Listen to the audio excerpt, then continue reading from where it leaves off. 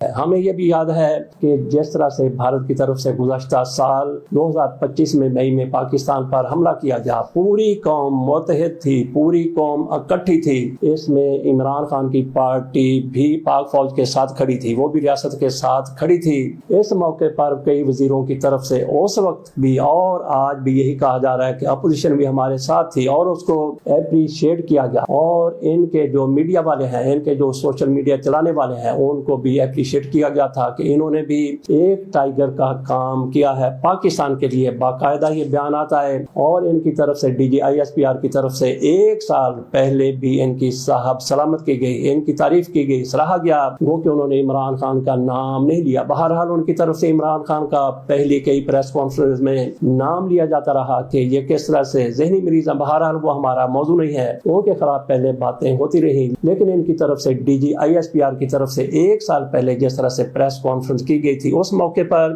جب بھارت کی طرف سے پاکستان پر حملہ کر دیا گیا تھا، تو اس موقع پر عمران خان کے خلاف کوئی بات نہیں ہوئی تھی، بلکہ ان کے حق ہی میں باتیں ہوئی تھی، ان کا نام لیے بغیر، ان کی پارٹی کا نام لیے بغیر۔ اور جو پریس کانفرنس کل کی گئی ہے DGISPR صاحب کی طرف سے، اس میں بھی بالکل کوئی سیاسی بات اس طرح کی نہیں کی گئی جس طرح سے پہلے یہ کرتے رہے ہیں، عمران خان کا حوالہ دیتے رہے ہیں، PTI کا حوالہ دیتے رہے ہیں، لیکن اس میں کسی قسم کی ایسی کوئی بات نہیں کی گئی۔ تو باقی سیاسی امور پر انہوں نے ضرور بات کی، بات ہم یہ کہہ رہے ہیں کہ عمران خان کے خلاف کوئی بات نہیں کی گئی، اور ان کی پریس کانفرنس کو پاکستانیوں کی طرف سے سراہا گیا ہے۔ جو بھی پاکستانی ہیں انہوں نے بطور پاکستانی اس پریس کانفرنس دیکھا، جو کچھ بھارت کو جس طرح سے جواب دیا گیا اس کو اپریشیٹ کیا گیا، اور ایسا ہی جواب بنتا تھا۔ لیکن یہاں پہ ہم نے بات کرنی ہے شہباز گل صاحب کی، ان کی طرف سے اس حوالے سے کیا جواب آیا۔ انہوں نے اپنا پورے کا تقریباً پورے کا پورا ویلاگ ہی اس کے اوپر کر دیا۔ بھارت کی طرف سے اس کا جواب دیا جانا چاہیے تھا، بھارت نے اس کا کوئی جواب دیا یا نہیں دیا۔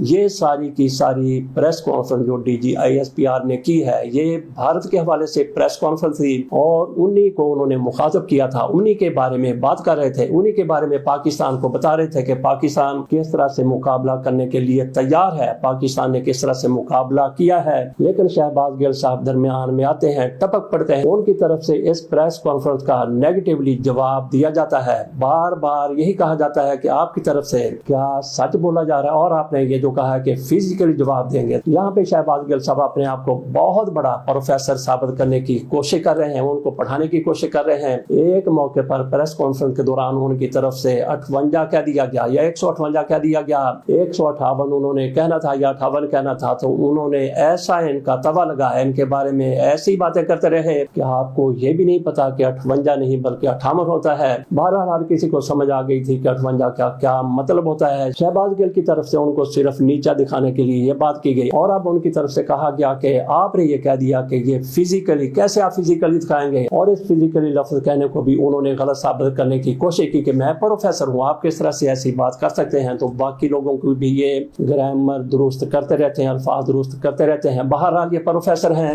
ایسا کریں یا نہ کریں۔ لیکن اس موقع پر جو کچھ ان کی طرف سے کہا گیا، فرض کر لیتے ہیں، ویسے تو میں اس کے ساتھ اتفاق نہیں کرتا کہ شہباز گل کی طرف سے جو کچھ بھی اپنے اس ویلاگ میں کہا گیا ہے وہ سارے کا سارا درست ہے، اس میں کئی باتیں درست ہو سکتی ہیں، ان کی حمایت کی جا سکتی ہے، لیکن ان کی ساری باتیں درست نہیں ہیں۔ بالفرض فرض کر لیں کہ ان کا کہا ہوا، ان کا ایک ایک لفظ بھی درست ہے، انہوں نے جو کچھ کہا بالکل صحیح کہا، اور انہوں نے ایک ایک چیز کی ان کے پاس دلیل موجود تھی۔ اس کو فرض کر لیتے ہیں کہ اگر ایسا بھی ہے، لیکن یہ بالکل بھی موقع نہیں تھا کہ DGISPR کی طرف سے جو پریس کانفرنس کی گئی وہ پاکستان کی طرف سے بات کر رہے تھے، پاکستان کی نمائندگی کر رہے تھے، تو شہباز گل کی طرف سے بالکل بھی یہ نہیں بنتا تھا کہ اس کا جواب دیتے۔ انہوں نے اگر جواب دینا تھا تو بعد میں بھی بات کی جا سکتی تھی، 2-4 روز ٹھہر جاتے ایک ایک کر کے، پھر ایک ایک کا مطلب یہ ہے کہ ایک آدھی بات کا جواب اب دے دیتے، دوسری کا کب دے دیتے۔ اس طرح سے انہوں نے اپنے اندر کا اگر ابال نکالنا تھا تو نکال لیتے۔ باقی شہباز گل کے ہم ویلاگ سنتے رہتے ہیں، ان کو ہم پروفیسر بھی مانتے ہیں، اور پاکستان پر یوں سمجھ لیجیے کہ پاکستان کی جو سیاست ہے اس پر بھی ان کی اتھارٹی ہے، اس کو بھی مانتے ہیں۔ جس طرح سے پنجاب میں وہ وزیر اعلیٰ کے مشیر ہے اور عمران خان کے مرکز میں وہ چیف آف سٹاف رہے، ان کو اندر کی بہت سی باتوں کا پتہ ہے، ان کو پتہ ہے کہ اندر کیا ہوتا ہے، کیا ہوتا رہا ہے،